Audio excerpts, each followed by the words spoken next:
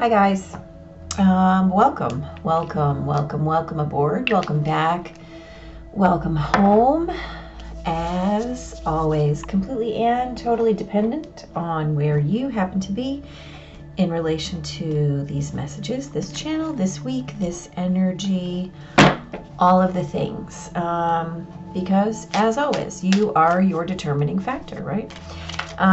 Let's talk about what's up this week. Monday, the 17th of October through the 23rd of October, 2022. So this week starts off with a Cancer moon, basically for all of Monday. And we have a lot of moon aspects early. The moon will sextile retrograding Neptune, will quincunx retrograding Saturn, square Venus and the Libra sun. Trine, oh, you know what? It's a sextile to Uranus and a trine to Neptune and an opposition to Pluto. And then around dinner time, we have the Venus and the Sun both in Libra. So Venus quincunxes Neptune and the Sun trines Mars around dinner time. And then late in the evening, the moon moves into Leo. So what we're looking at today is a T-square, right? So we've got the moon and Pluto. We've got the Sun and Venus, and then we have Saturn and Mars, right? So here's the deal. This is a day of feelings versus actions, right? With that moon trining Neptune and the Sun trining Mars, you know, and Venus rolled in there too. This is about will versus feelings. It's about masculine versus feminine energies, right? Energies, and how you choose to play those out in your 3D, as well as how you choose to allow them to have reign in your identity and in your person. So if you feel really out of sorts, just focus on where you are in the spectrum, right? Let the Sun and Venus determine your course of action, right? Encompassing both sides of that coin, because that is your identity as your sense of home, which is always the most important, right? How you feel in that concept of home. On Tuesday, not a really big aspected day in terms of transiting aspects. The Libra moon trines, Jupiter in Aries. The Leo moon, wow, my mouth is not working yet. The Leo moon trines Jupiter in Aries, right? So that's fiery.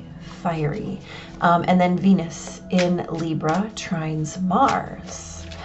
So this is a day of ideas, of like collaboration and balance and balanced forward motion, right? Focus on the how to move forward. Like literally the process, and make certain that the growth curve is founded in that really deep sense, again, of home. Include your loved ones in your plans. Include your abundance in your plans, or kind of seek out that collective, collaborative voice in your planning, right? But always know that you are your own final test, right? Your own final determining factor, because only you can determine what is home, right? What feels like, what it tastes like, what it smells like, what it sounds like, what it is to and for you, right? On Wednesday, that Leo moon sextiles Mercury in Libra, trines Chiron, which is retrograding, of course, in Aries. And then the Libra sun squares Pluto, the moon squares Uranus, and then opposes Saturn. And then we have that Libra Mercury opposed to Chiron. And then the moon quincunxes Neptune, right? So that Leo moon is joining that T-square energy, the square of Saturn-Uranus, right? Creating that T-square. So the moon asks you to assert your values, right? And maybe even invites you to show them off, right? Watch out for pushback, right? As the moon opposes Saturn, there could be kind of an assertion of your karma, right? Or karmic influences. And as Mercury opposes Chiron, be mindful that the words that you may say today with both of those aspects together might create words that come back and haunt you, or things that you have said that may come back and haunt you, or things that you have done or left undone that may come back and haunt you, right? So as Venus is squaring Pluto, witness those as opportunities for expanding your awareness, especially when it comes to like love or money or finances or things like that. And really be mindful that sometimes the drama is in misexpression, or where we're afraid to express ourselves fully, and then we grow those unhealthy patterns or widen those unhealthy patterns. So be mindful that on Wednesday you might witness things in a jolty or very sudden way, and it may feel like things begin to spiral as a result. Bring your alignment back to your own sense of home and alignment and highest good, and proceed from there, right? On Thursday the 20th, Venus in Libra squares Pluto.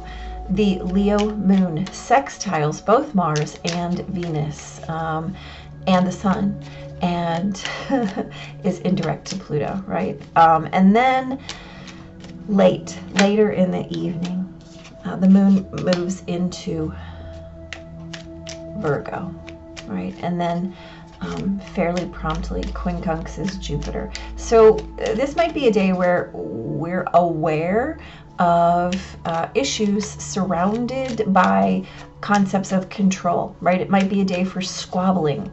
It is definitely today a day to stay out of anything that's petty, anything that's jealous, anything that's obsessive, anything that feels toxic to you.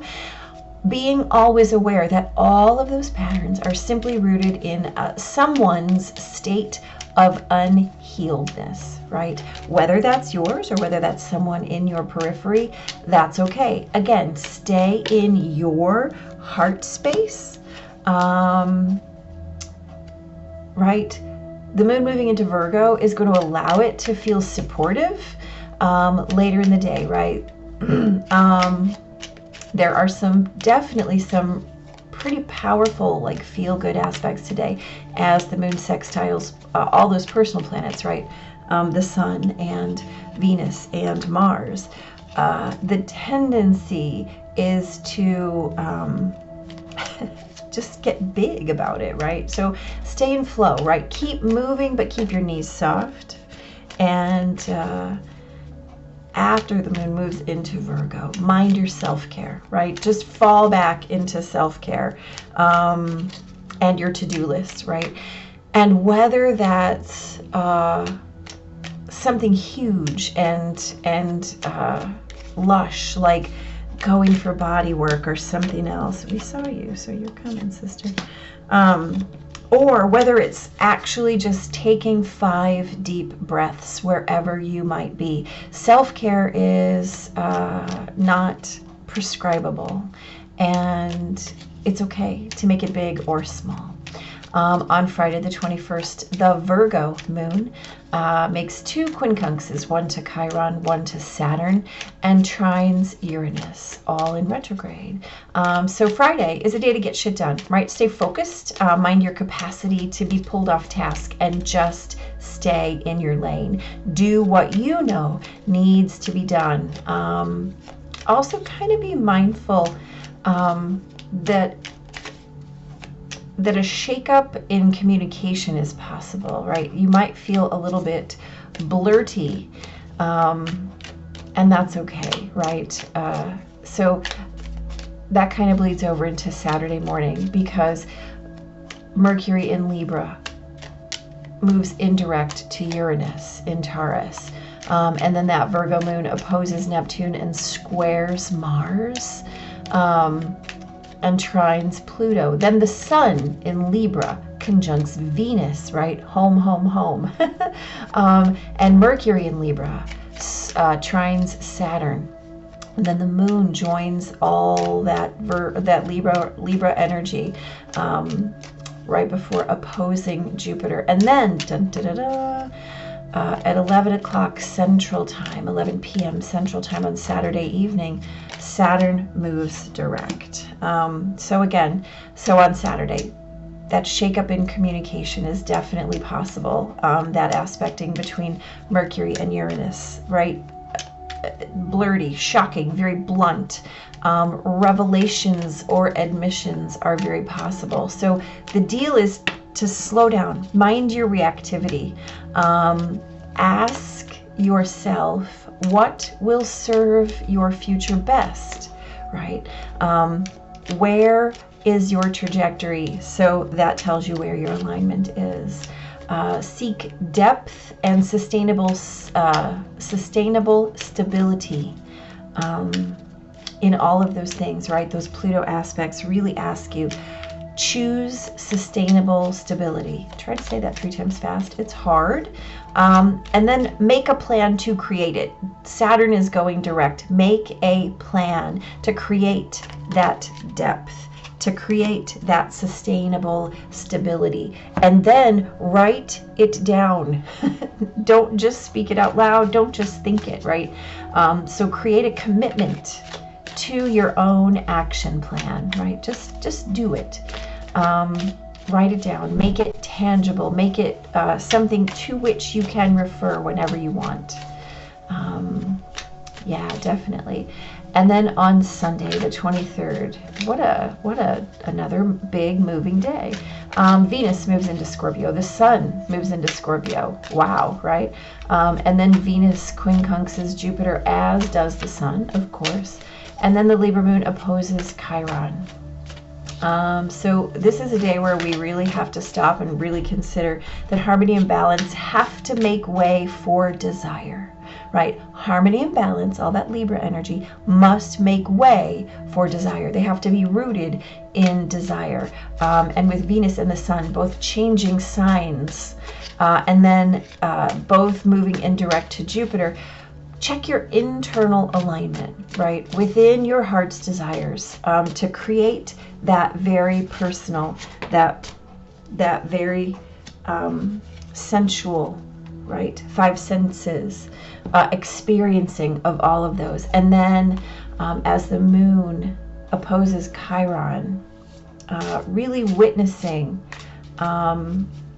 your own healing movement, right? Toward something or away from something, and where you are in perspective regarding both of those concepts, both healing and movement, right? Those are your perspectives, and the way that you take them in is your perception, right? Both of which are drivers for you necessarily. Let's have some conversation. So on Monday, we've got the Ace of Wands. We've got the what is he? Sorry, I'm wearing glasses. I have to focus. The Knight of Wands. So we have the Ace of Wands and the Knight of Wands, right? This is, again, we have this day of feelings versus actions. Feelings, right? Wands are about fire. This is fire energy. So this is about feelings versus actions, right? This is a reckless night, an impulsive night. So again, if you're feeling kind of out of sorts, right? Will versus feeling, masculine versus feminine, love versus logic, head versus heart, those things. If you're feeling out of sorts, always fall back to that sense of home.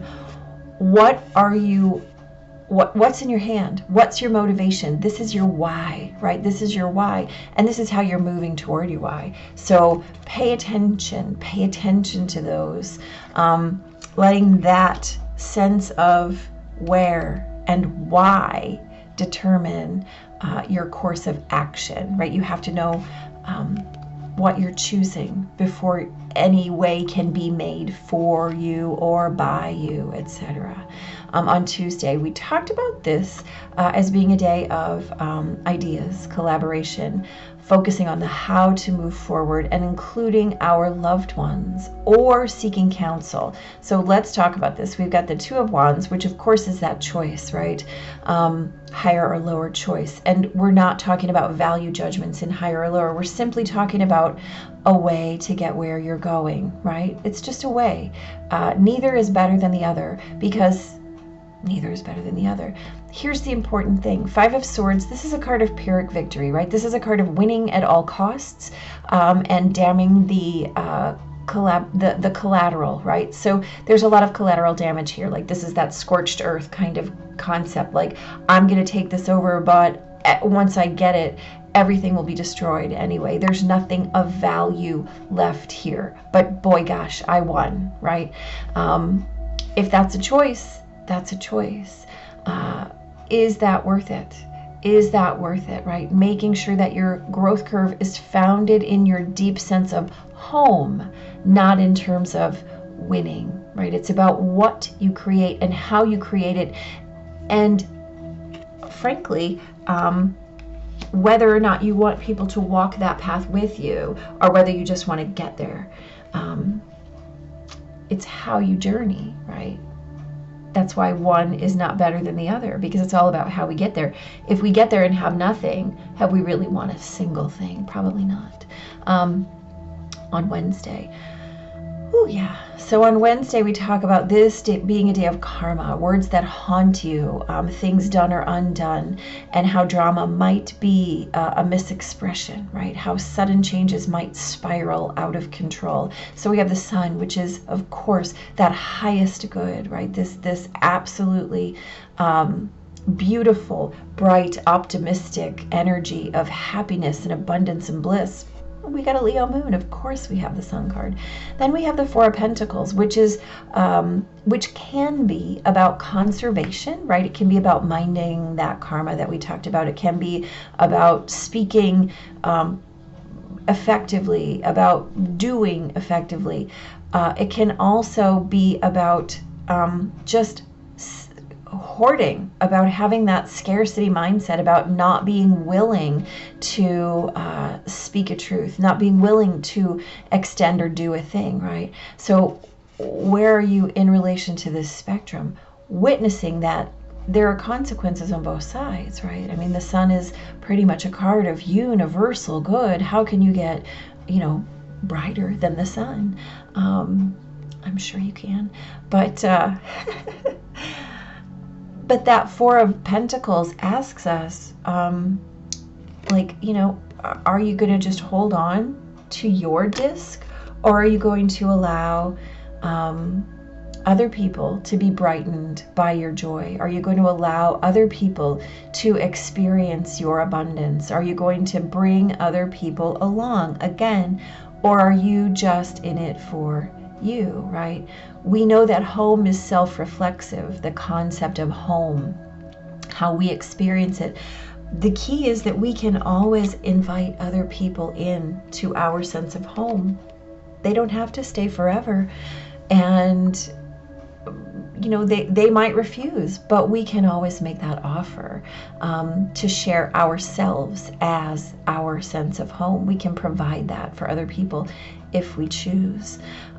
So here, I love this Thursday, right? We talked about this as being kind of that day of staying out of those unhealed spaces, and really being in flow, keeping your knees soft and witnessing self-care. So we have the Emperor and we've got the Four of Wands. Now, these are both fours, of course, so let's pay attention. So we have on one hand the Emperor, the King of all kings, right? Sometimes there's a reluctance to be in expression, a reluctance to be in engagement. And then we've got the Four Wands, which is all about expression of the heart, fullness of expression, expression of your own being and your bliss and your joy and your happiness, right? So staying in your heart space prevents you from closing off, right? This is literally an energetic repeat of this message here. Staying in your heart space keeps you in flow. It keeps you in union with, as opposed to in separation from, right? Right. And stay mindful. Again, we talked about after the moon moves into Virgo, jump into self-care, right? Jump into what feeds your soul. I mean, we know Virgo's all about getting things done, but it's about getting things done in service to yourself as well, right? Yeah, absolutely. So we've got the Lovers and we've got the Nine of Pentacles. So here's the deal. This is a gorgeous day, right? This is about getting shit done. This is about focusing on your accomplishments, your tasks, getting things done, knowing what you need, right? So that Nine of Pentacles is all about self-sufficiency. It's all about I am fully resourced in and of and as myself.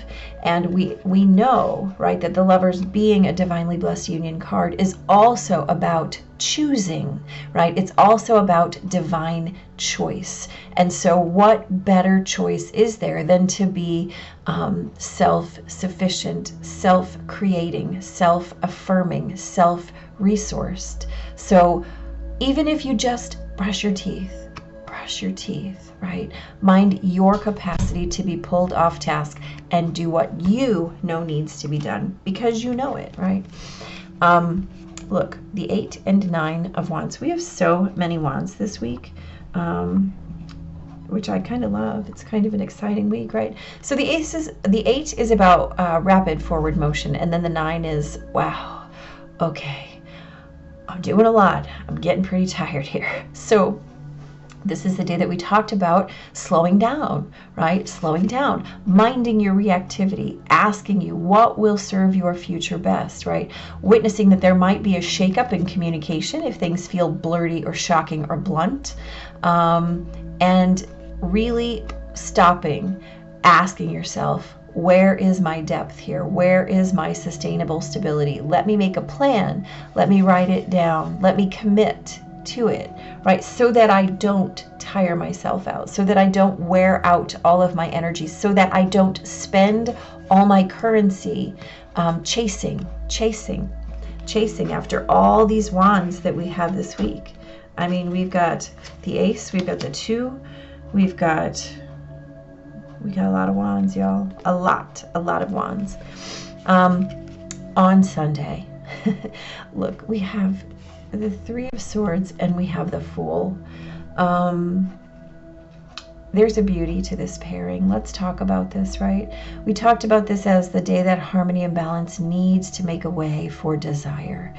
So we're coming out of that Libra season energy into that Scorpio season energy, which is gorgeous, right? It's gorgeous. And so we have Venus and the Sun moving into Scorpio, both quincunxing Jupiter. What is it that you're growing? What is it that you're expanding? How are you asking yourself to step in?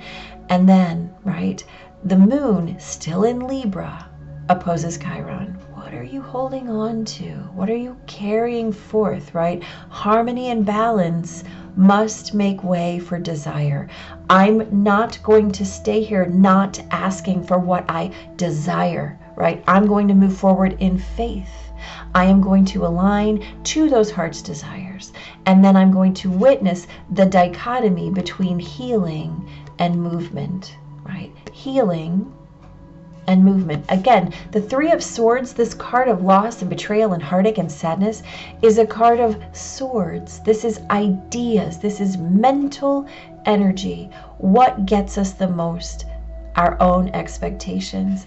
What heals us? Our own faith, right? healing versus movement. Choose between them. Choose between them. I love that we have People Are Amazing in this week, because this is a week of inviting other people into our experience, or at least having a capacity to witness them and allow them to witness us, right? This is an important thing. You know, we think that we're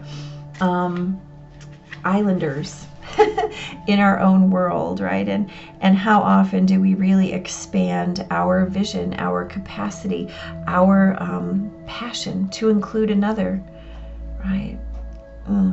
It's so good to have those two together. I just love it at the end of the week. And here from the Oracle of Vision, we have this beautiful 3. This is dreams, meditation, and spiritual escape, right?